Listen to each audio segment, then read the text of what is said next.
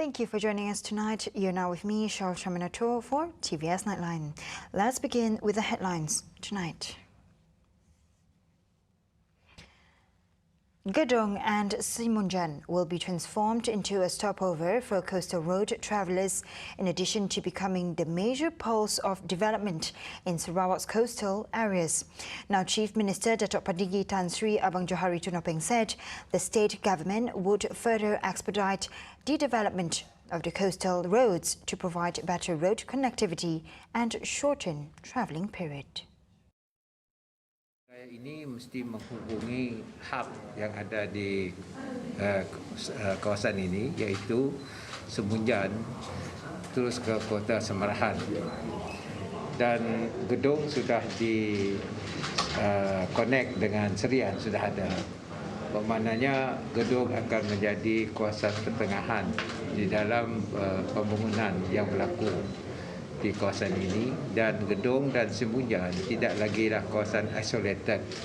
Ia adalah sebagai kawasan yang integrate dengan apa yang berlaku di Samarahan. Dan dari Samarahan pula ia akan dihubungi dengan ada jalan baru di antara di kawasan Samarahan ke kawasan Sadung Jaya. Road connectivity remains among the government's top priorities, which is crucial in transporting agricultural products from farms to consumers, which will provide a positive spillover in boosting the socio-economic and thus improving the living standards of the people in Sarawak. He also hopes that with the better network, this would encourage the youth to be involved in modern agriculture. Di Samarahan kita banyak institut pengajian tinggi. Maknanya kalau mereka mengambil jurusan Bachelor of Agriculture atau Bachelor of Nutrition, dia boleh buat field study di sini. Field study, macam apprenticeship, dia buat kajian, mereka bersama dengan orang kampung, pekebun. Jadi dari sudut teknologi, ada teknologi berpindah kepada pekebun. Dan orang muda mungkin can become a new entrepreneur. Agriculture entrepreneur untuk masa depan. Kalau kita dah buka jalan, kita buat agro park, dan pertanian kita akan menjadi modern agriculture menggunakan digital. According to the Public Works Department of Sarawak, the 6.85-kilometre-long Jalan Lubok Terengganu to Gedong route, which is expected to be completed in January 2024, will shorten the travelling time from Kota Semarahan to Gedong to about 50 minutes compared to the 1 hour 30 minutes it currently takes using the Pan Borneo Highway. Earlier at the ceremony, Abang Johari also handed over 146 units of MediaPad devices to 12 selected schools in the Gedong and Simunjan areas for students from B40 families to use for their home learning sessions. Meanwhile, Chief Minister Datuk Patinggi Tan Sri Abang Johari Tunopeng said that he will consider the option, noting that he will announce his decision at a later time. Now, Abang Johari was in response to the offer made by incumbent Gedong Assemblyman Datuk Muhammad Naruddin Majais for the Chief Minister to contest in the constituency. Saya timbanglah. Saya terima kasihlah kepada YB Naruddin yang kata beri ruang, katanya kalau boleh saya datang ke situ. Jadi saya timbanglah. Saya akan timbang nangga keadaan lah. Dah masanya sesuai kelak saya announce lah. Jadi saya rasa saya akan timbanglah, Dan saya lihat juga Naruddin, kacau dengan Naruddin, kerana Naruddin mau fasa satu bangun dengan cepat, benar katanya lah. Kerana daripada peruntukan yang besar juga. Saya timbang. The 9-term assemblyman for Satok constituency also said he is considering whether to defend his Satok seat in the coming state election.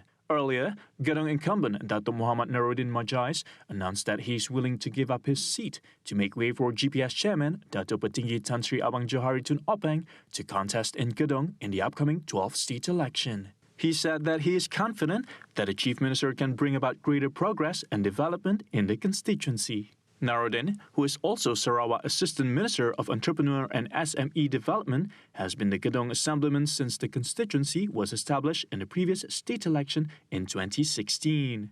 Prior to that, he was the Simunjan Assemblyman for 5 terms from 1991 until 2011. Sarawak Land Consolidation and Rehabilitation Authority, or SALCRA, has announced a 80% higher dividend payment as compared to last year. This year's dividend stands at 60.77 million ringgit compared to 33.10 million ringgit in 2020. The payment will be paid in 2 stages, which will be credited directly to the participants' bank accounts.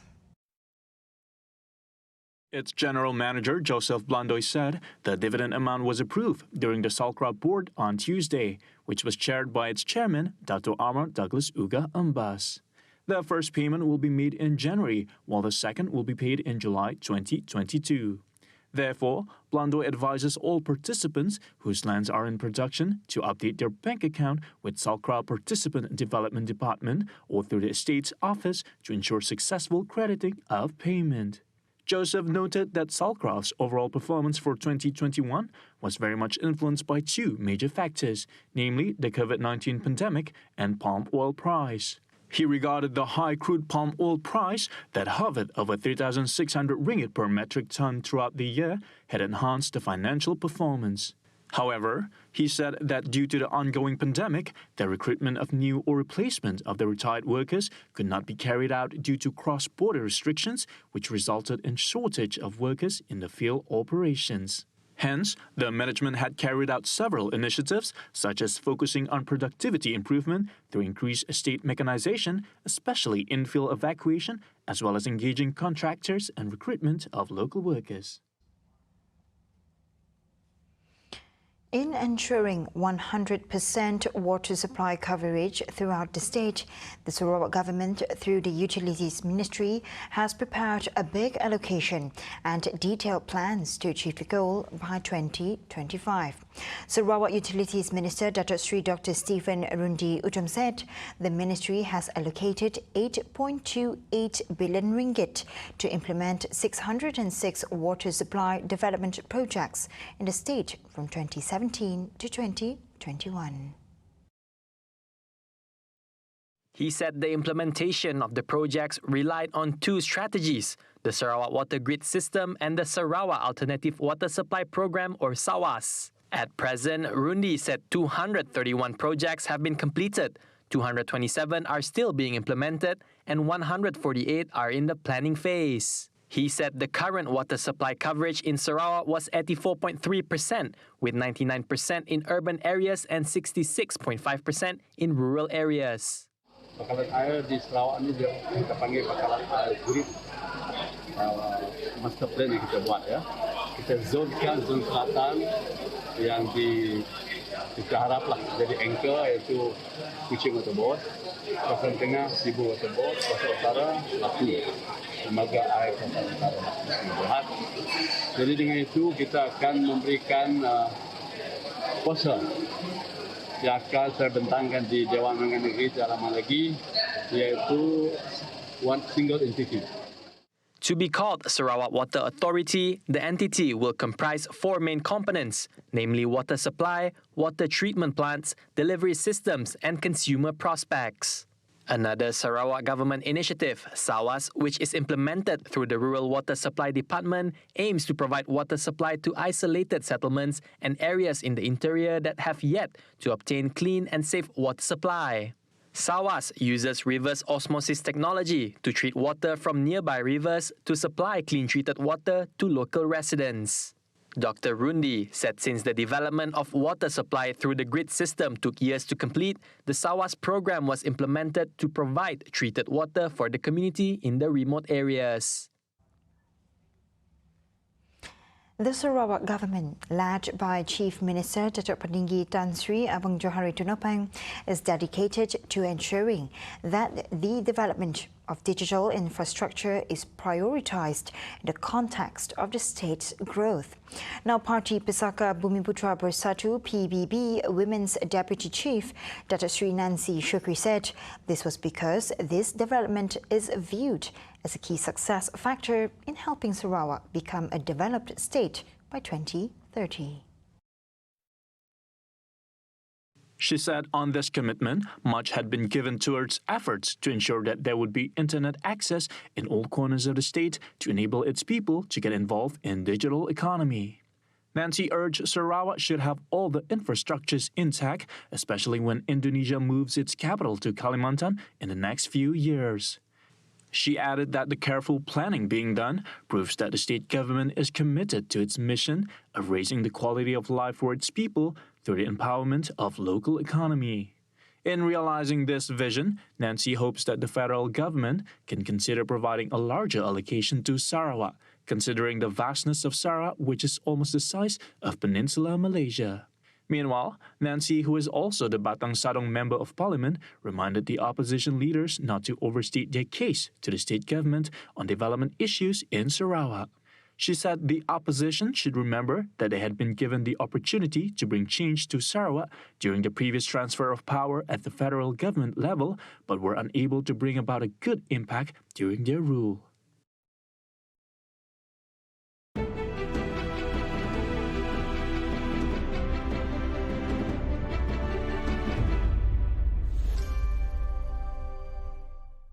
Awak, jom pergi salon. Tengah makan lah ni. Apa kecoh-kecoh tu? Tak boleh nak berhenti makan lah. Bukan kau cakap nak diet ke? Sakit kepala. Nak jumpa doktor. Gayat lah. Kucing pun gayat ke? Malas nak layan. Jom saksikan Pusat setiap Jumaat jam 12.30 tengah hari hanya di TVS, saluran 122 Astro dan My TV. Negeri Sarawak, sebuah negeri yang nyata luar biasa. Inilah misi untuk mengeksplorasi keindahan dan keunikan negeri Sarawak.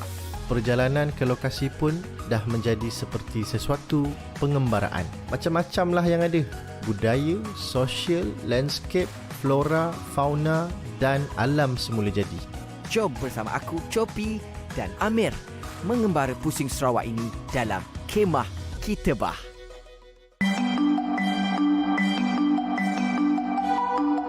Santex Komersial merupakan badan berkaitan kerajaan atau GLC di bawah naungan kerajaan negeri yang menjadi pemacu pengkomersialan produk Sarawak Heritage serta digital products di Sarawak.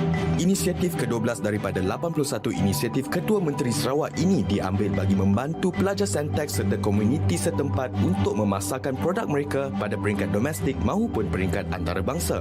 Santex Komersial mempromosikan produk fizikal serta perkhidmatan yang terbahagi kepada bidang teknikal dan bidang digital. Perkhidmatan dalam bidang teknikal menyediakan kemahiran pengelektrikan, kecantikan, pemotongan rambut dan sebagainya yang turut dikomersialkan melalui aplikasi Sarawak Expert. Satu ekosistem lengkap yang bermula daripada latihan hingga kepada proses penjanaan pendapatan dapat dicapai dengan adanya Santex Komersial yang diwujudkan oleh Kerajaan Negeri Sarawak.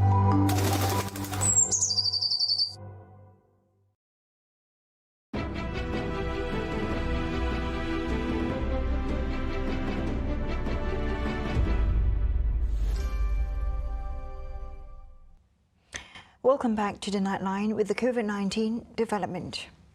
Sarawak today recorded 300 new COVID-19 infections in the state. This brings the cumulative number of COVID-19 cases to 248,233 cases.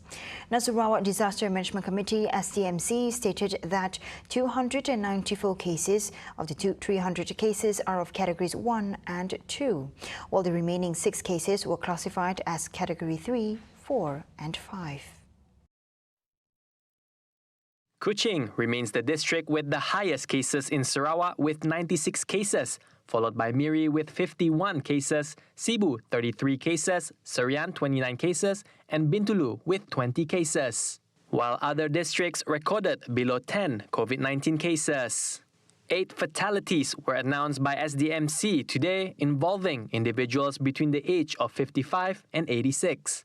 7 of the total death cases have a history of comorbidities, while 1 case in Kuching involving a 77-year-old individual showed no history of known disease. SDMC also announced that 2 clusters have officially ended, namely the Air Awat-Awat cluster in Lawas and the Menuang cluster in Limbang, where no new clusters were detected in the region for the past 28 days. Meanwhile, The nation's number of COVID-19 new infections jumped to 6,288 cases today, from 5,413 reported yesterday. Of the new cases, he said 98% or 6,163 cases were in categories 1 and 2, while the remaining 125 cases were in categories 3, 4 and 5. And now on to the next update. AstraZeneca and CoronaVac vaccines have been given the conditional approval for the use of as COVID-19 booster dose to individuals aged 18 and above, after receiving the primary series of vaccination from the same type. Such decision was reached during the 366th Drug Control Authority DCA meeting earlier today. Health Director General Tan Sri Dr. Noor Hisham Abdullah in a statement said the booster dose for AstraZeneca vaccine would be given 6 months after receiving the first 2 doses of the vaccine. For CoronaVac vaccine, the booster dose would be given after 3 to 6 months from the first 2 doses. According to Dr. Noor Hisham, disclosed that the meeting also gave conditional approval registration for AstraZeneca solution for injection vaccine from the third manufacturer, SK Bioscience Co. Limited of South Korea, and the holder of the registration for the vaccine is AstraZeneca Sundran Berhad. He added that the conditional registration clearance needs information on the quality, safety and efficacy of the vaccine, which is monitored and assessed on a regular basis based on the most recent data. This is also to ensure the benefit over the risk of the vaccine remained positive. Noor Hisham ensured that the Health Ministry, MOH, is always committed to improving access to COVID-19 vaccines in Malaysia by ensuring it is evaluated in terms of quality, safety and effectiveness by the National Pharmaceutical Regulatory Agency (NPRA) and approved by TCA. A study to ensure that cooking oil subsidy can be optimized and to ascertain that its distribution reaches the target group is expected to be completed next year. Domestic Trade and Consumer Affairs Minister Dr. Sri Alexander Nantalinggi said the study, which began last October, assessed the effectiveness of the implementation of the existing subsidy program, covering the effectiveness of delivery, implementation mechanism, degree of leakage and costs involved. Cadangan mekanisme baharu untuk dilaksanakan sebagai langkah untuk meningkatkan keberkesanan penyampaian subsidi kepada golongan sasar.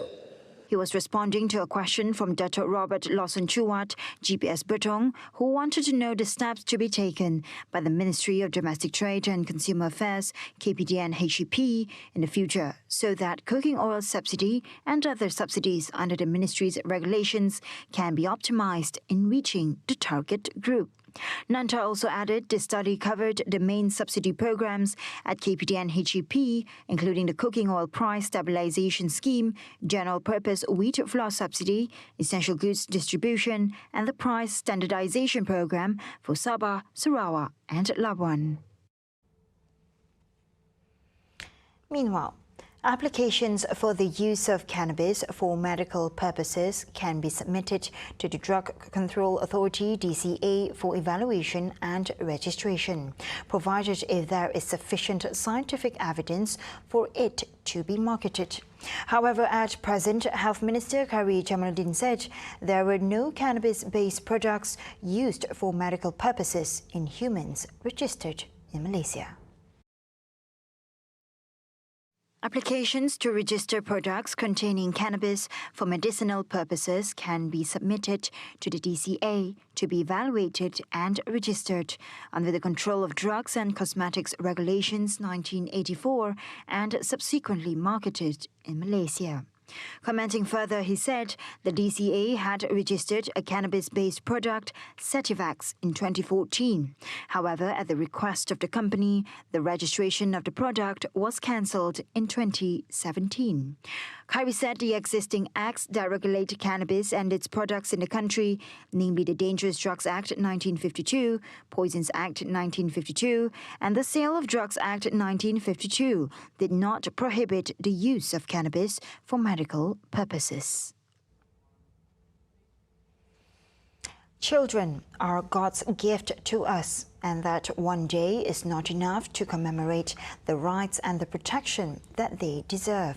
Now, Prime Minister Datuk Seri Ismail Sabri Yaakob said that children will grow up and become great leaders of the future, which is crucial for everyone to work hand in hand in protecting them, while portraying Malaysia's commitment in protecting children in the country regardless of their race, religion, citizenship or other status. This pledge is in line with the concept of Keluarga Malaysia, and as an elected member in the United Nations Human Rights Council, HRC, priority of protection will be given to children from the vulnerable group or victims of sexual crimes and domestic violence. In his speech at the 2021 World Children's Day celebration in Parliament today, he said that between June 2020 and August 2021, a total of 1,721 cases of sexual crime against children was recorded, while 2,162 cases were being tried in court. Ismail reiterated that each child has the right to proper education and a conducive environment to grow up and achieve their full potential and chase their dreams. On the other hand, Senior Defence Minister Datuk Seri Hishamuddin Tun Hussein said for the moment the Hawk 108 fighter jets will continue to be used for training and operation. Hishamuddin said any decision to ground the aircraft would only be made after the Special Investigation Board has completed its findings on the incident of the Hawk fighter jet which crashed in the airbase in Butterworth last night. He said the decision on the matter is also subject to the needs of the Malaysian Armed Forces MAF on its requirement. Meanwhile, Hishamuddin also reminded that no parties should attempt to cloud the situation when the investigating is still going on, apart from expressing his regrets and condolences to the families of the two pilots in the incident. In a crash which occurred at 10:07 p.m. on Tuesday, a Royal Malaysian Air Force pilot was killed while another was injured when both pilots were carrying out a training flight at the runway of Butterworth Air Base in Penang. The Air Force Command in a statement last night said the dead victim was Captain Muhammad Effendi Bustami, while Major Muhammad Faris Omar, who was injured in the crash, was treated at Seberang Jaya Hospital in Penang and he was reported to be in stable condition.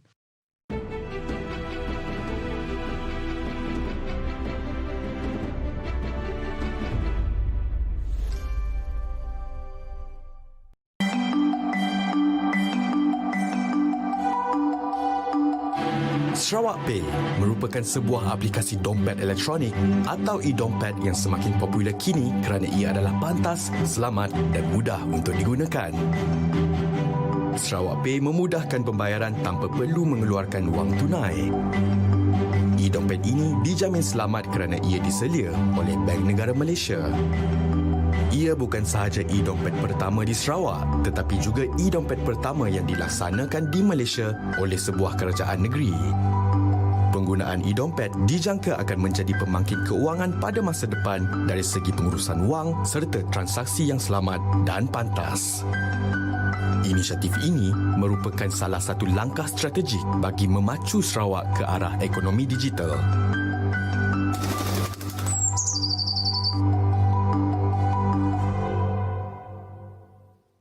What I love about Suits is the way it makes me feel when I'm wearing it. If it doesn't make you feel like $1 million, it's not the right suit for you. We want to be able to connect our guests who come here to have a feeling of connection between the food that we're serving, the food that we've created, with a memory that you had. I'd like how the sun comes in, because the French-inspired windows that my parents actually had made specially for this house, it makes you feel connected with nature because of all the greenery outside. The way the house was built, you wouldn't feel as if you were separated, that you're always with someone. Remarkable Living, setiap Sabtu 6.30 petang hanya di TVS saluran 122 Astro dan My TV. It's really special.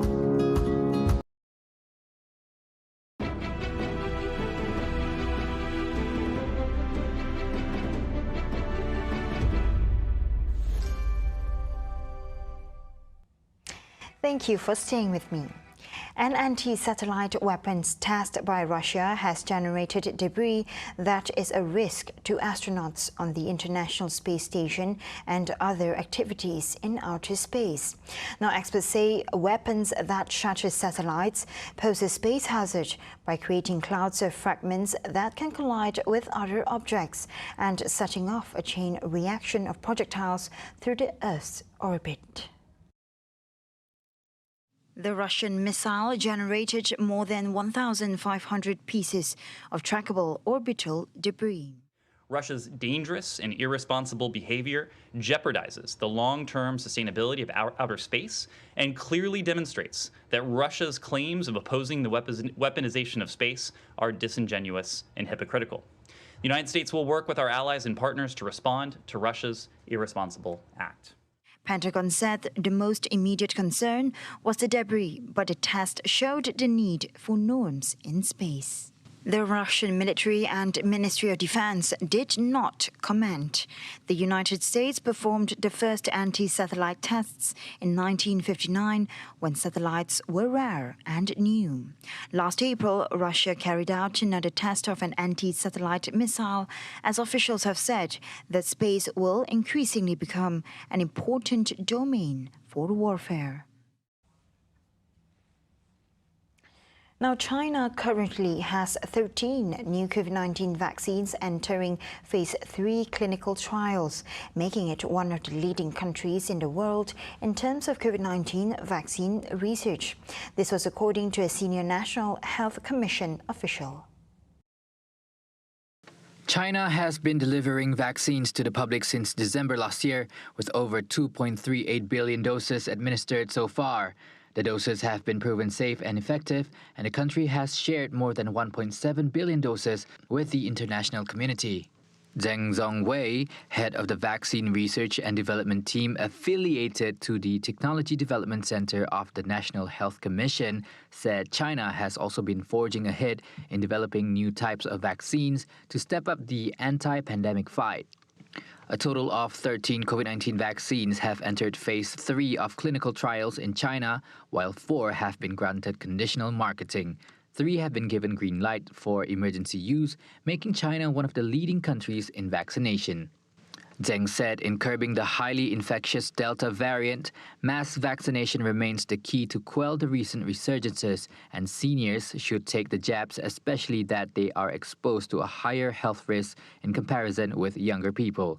China has been one of the most successful countries in taming the outbreaks, just as the raging pandemic claimed more than 5.09 million lives across the world. Official data shows that China has seen no COVID-19 death since late January. And that update concludes TVS Nightline for tonight. And as always, thank you for tuning in to your local news tonight. Here with me, Shosha Metro, and I'll see you next time. Have a good morning.